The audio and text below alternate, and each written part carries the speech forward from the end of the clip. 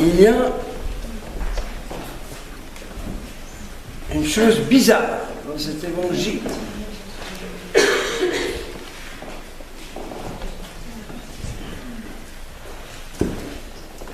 Tu lui donneras le nom de Yeshua, Jésus.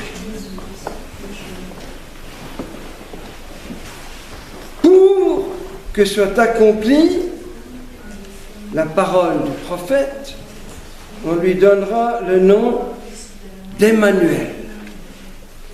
Je crois que l'ange se trompe. Tu l'appelles Jésus parce qu'il est écrit, il s'appellera Emmanuel. Alors, il faut choisir. Qu'est-ce que ça veut dire? Ça se contredit. Ou bien c'est Jésus, ou bien c'est Emmanuel. Voilà. Eh bien, justement, ça ne peut être Jésus que parce que c'est Emmanuel. Jésus ne peut être sauveur, la signification du mot de Jésus, que s'il est Dieu. Et pas seulement Dieu, mais Dieu avec nous. Dieu au milieu de nous, Mezzanoi, au milieu de nous.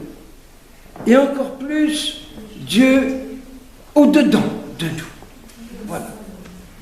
C'est uniquement parce qu'il est le Créateur qu'il peut détruire tout le péché du monde. La liturgie d'aujourd'hui, justement, avec leur raison, est centrée sur ce mystère du péché qui est détruit. Seigneur, tu n'as pas supporté que l'homme soit abandonné à la mort. Tu as voulu le racheter, le sauver. Voilà. Pour communier à la vie d'un tel Rédempteur. Et c'est tout le mystère de la miséricorde de Jésus. La miséricorde est ce qu'il y a de plus violent au monde. De la violence de l'amour. Parce que Jésus, le Fils, est venu pour se battre contre l'auteur de tout péché, contre Satan.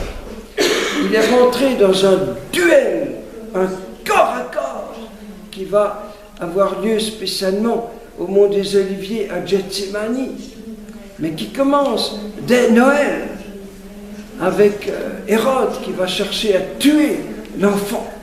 C'est vraiment la guerre entre l'homicide, le tueur, l'assassin, comme Jésus le nommera, et le prince de la vie, le prince de la paix. Voilà. Et donc, il ne vient pas sur terre pour faire un peu du tourisme, pour admirer la beauté de sa création. Bien sûr, il va être émerveillé par la beauté du lac de Galilée, du mont Hermon, tout ça, il s'émerveille. Mais il est venu d'abord pour se battre. Quand il part au désert, c'est pour affronter face à face le démon, voilà, qui va l'attaquer, qui va tout faire pour le tuer dès sa naissance et qui réussira à le tuer l'espace de quelques heures avant que l'homicide soit vaincu. Voilà. C'est cette violence de la miséricorde pour être victorieux du péché qui est l'origine, comme je l'ai souvent dit, de 90%, 90%, peut-être plus, de la souffrance dans le monde.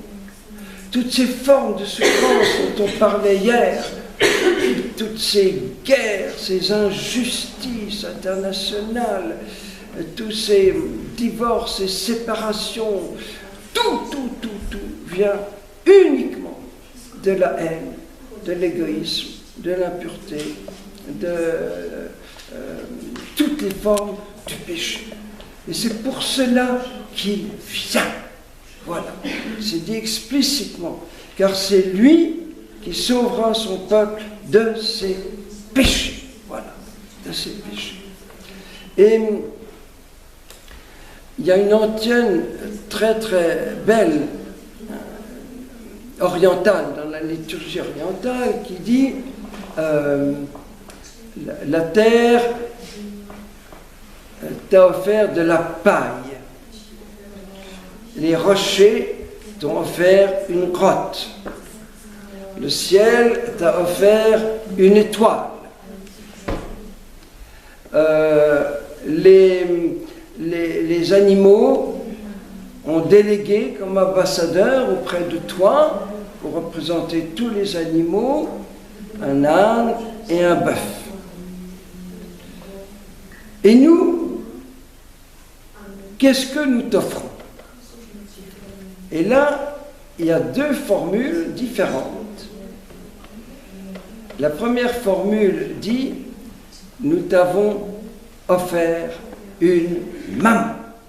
Nous t'avons donné Marie. Voilà. Et l'autre formule dit, nous te donnons nos péchés. Tu es venu pour ça, eh bien, on te les donne. Pour que tu les portes, que tu les enlèves, que tu les détruises. C'est ton métier de sauveur. Et nous ne voulons pas te laisser au chômage. Et aujourd'hui, tant de chrétiens laissent Jésus au chômage, lui empêchent de faire son métier de sauveur. Ne vont jamais se confesser, ne vont jamais donner leur péché, alors qu'il est venu pour cela, qu'il nous mendie, donne-moi tes péchés, donne-moi tes péchés, je cherche les pécheurs, où sont les pécheurs, je les cherche. Alors il les voit, il y en a partout, tout le monde est pécheur, mais des pécheurs qui viennent se faire laver, purifier, pardonner, miséricordier, ça, il en voit si peu. Et c'est une immense souffrance. Et il va être tenté à Gethsémani par le diable en disant, mais tu verses ton sang pour rien, personne ne va le recueillir, ça va tomber par terre, et puis voilà, et le monde ne va pas être sauvé, etc. Vous voyez?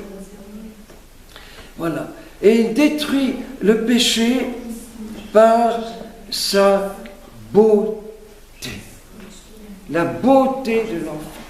Il y a un mot bouleversant de Dostoïevski qui dit, c'est souvent cité un peu partout, la beauté sauvera le monde. Et il y a un petit enfant de France de 12 ans qui a été beaucoup plus profond que ce grand auteur russe. Il a dit, la souffrance s'écrasera contre la beauté. La souffrance s'écrase. Parce que la beauté détruit la laideur du péché et donc supprime tant et tant et tant de souffrances dues au péché. Voilà. Quand quelqu'un se convertit, avant il était orgueilleux, impur, jaloux, égoïste, méchant, cruel. Et quand il rencontre l'enfant de Bethléem, il devient doux, paisible, généreux, serviable, gentil, adorablement bon, merveilleux. Et au lieu de faire l'enfer autour de lui, par tous ses péchés, il fait un petit bout de paradis autour de lui. Voilà. Et c'est ça ce que veut venir faire Jésus, vous voyez. Et dans le troisième secret de Fatima, il y a un endroit magnifique où on voit toute la terre qui va être ravagée par un incendie qui va tout détruire. Et on voit la main de Marie qui se lève, sa main droite, je crois, voilà, qui se lève comme cela. Et ça, les seuls rayons qui sortent des mains de Marie éteignent l'incendie du mal.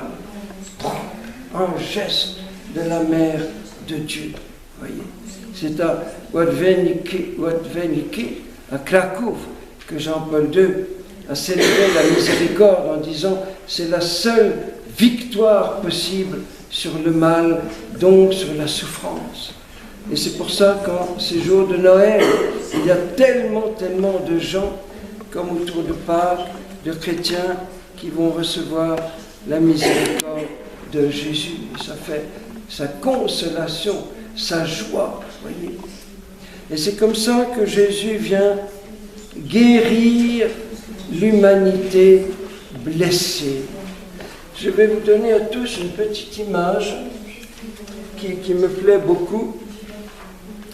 On avait ça comme carte de Noël l'année dernière.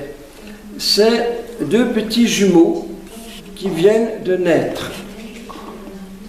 Et on les sépare à la naissance. Ils naissent un peu trop tôt, donc on les met dans des couveuses, des petites boîtes, séparément. Voilà. Et il y en a un, attends, est-ce que c'est le garçon ou la fille? Voilà, c'est la petite fille qui se laisse mourir. Elle est en train de mourir, très très vite. Les parents sont désespérés.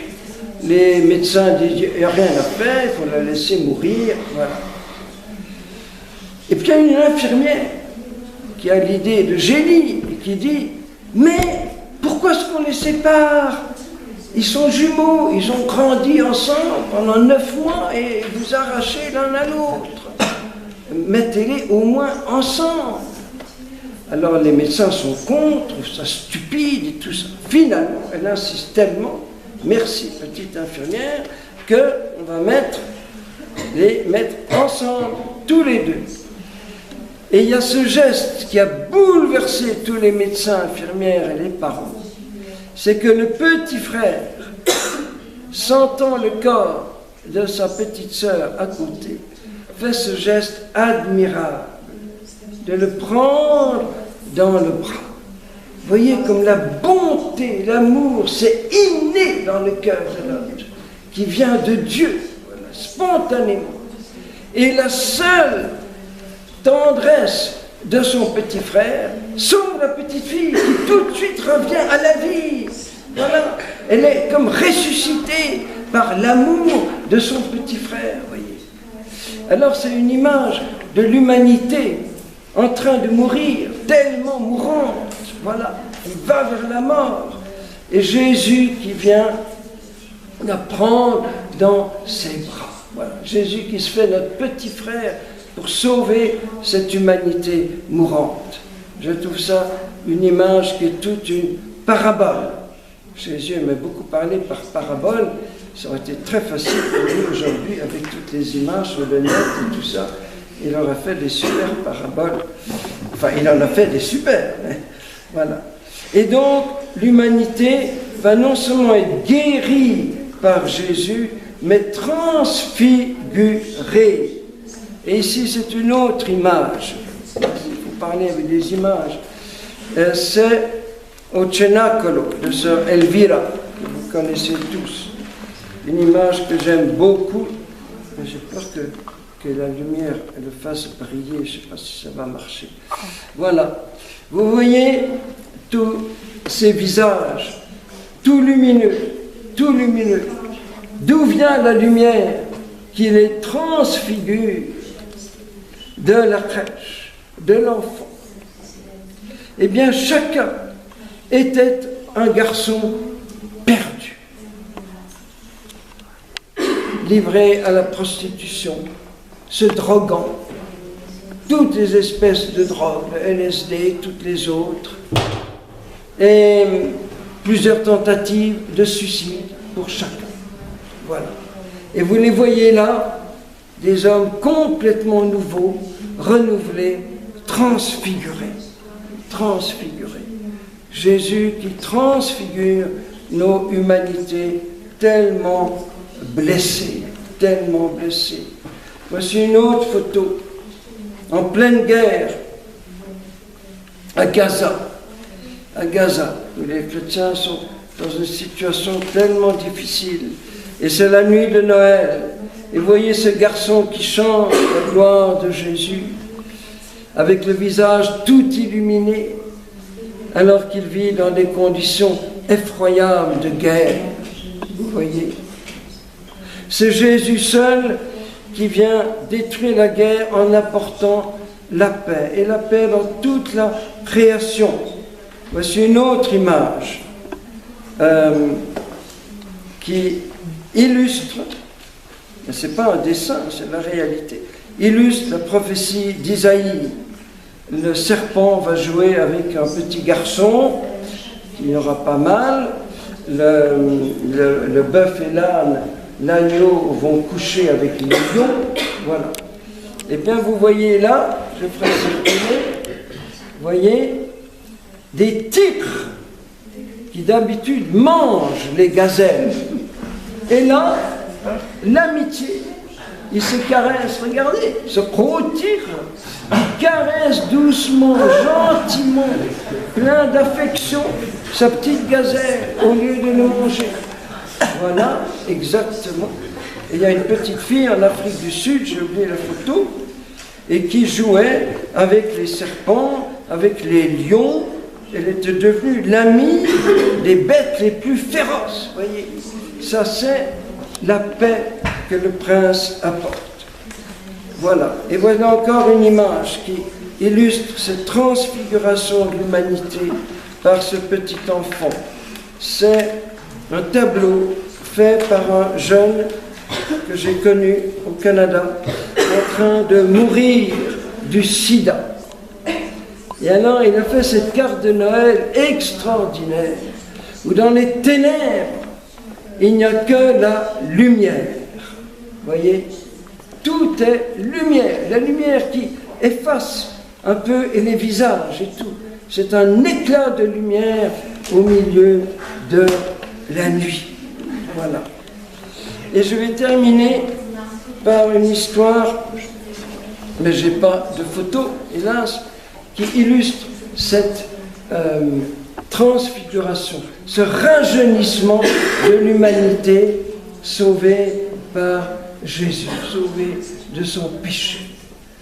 Alors c'est un conte de Noël qui est très bon à raconter aux enfants, mais qui est très très théologique. C'est un grand théologien qui nous l'a raconté, Père Manarange. Voilà. C'est magnifique, c'est magnifique. Alors il y a la crèche, au milieu de la nuit, et tout à coup Joseph voit rentrer, il faut que tu me suives, une vieille femme, voilà, qui avance comme ça, tellement vieille qu'on dirait qu'elle a des siècles, des millénaires de vieillesse, toute ridée partout, sur le point de tomber. Elle avance comme ça. Alors Joseph a un peu peur, parce que la vieille femme avance, et vient toucher la crèche. Alors Joseph est là, prêt à attraper la femme, si jamais elle va faire du mal, parce qu'elle a l'air très méchante en plus. Elle est horrible à voir, cette vieille femme. Et tout à coup, la vieille femme horrible à voir glisse quelque chose dans la palme, comme ça. Et tout à coup, elle se met à danser, rajeunie de 1000 ans. On dirait une petite jeune fille de 14 ans, de 15 ans. Voilà, elle se met à danser, elle sort au soleil levant, etc. Joseph chie.